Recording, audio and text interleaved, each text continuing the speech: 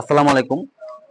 আপনি যদি ইনভেস্ট করতে চান তাহলে আমি বলবো একজন ব্যাংকার হিসেবে আপনি সঞ্চয়পত্রে ইনভেস্ট করতে পারেন। ৪ ধরনের সঞ্চয়পত্র থাকে। তার মধ্যে এক ধরনের সঞ্চয়পত্র আছে পরিবার সঞ্চয়পত্র, যেটা শুধুমাত্র মহিলারা করতে পারে।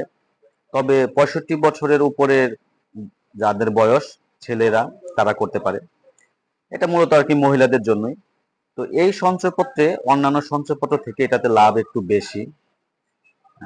যারা ১,০০,০০০ টাকার সঞ্চয়পত্র করতে চান তারা প্রতি মাসে ৯৪৪ টাকা করে পাবেন। তেমনি যদি ৫,০০,০০০ করতে চান তাহলে ৯৪৪ দিয়ে ৫ কে গুণ দিবেন, যে টাকা আসবে সেটা আপনারা প্রতি মাসে পাবেন। আপনাদের সেভিংস অ্যাকাউন্টে জমা হবে, আপনারা এই অ্যাকাউন্ট থেকে এরপরে যখন তখন টাকাটা তুলে ব্যবহার করতে পারবেন।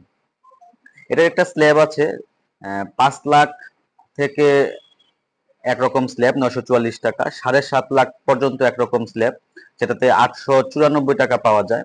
আর ৭,৫০,০০০ টাকার উপরে ৮৮৫ টাকা করে পাওয়া যায়। পরিবার সঞ্চয়পত্রের লিমিট হচ্ছে ৪৫ লাখ। একজন ৪৫ লাখ পর্যন্ত এই সঞ্চয়পত্র করতে পারে। এই সঞ্চয়পত্র করতে খুব বেশি কোনো ডকুমেন্টসের প্রয়োজন নেই। আপনাদের একটা সঞ্চয়ী অ্যাকাউন্ট থাকতে হবে এবং এই অ্যাকাউন্টের একটা চেক লাগবে।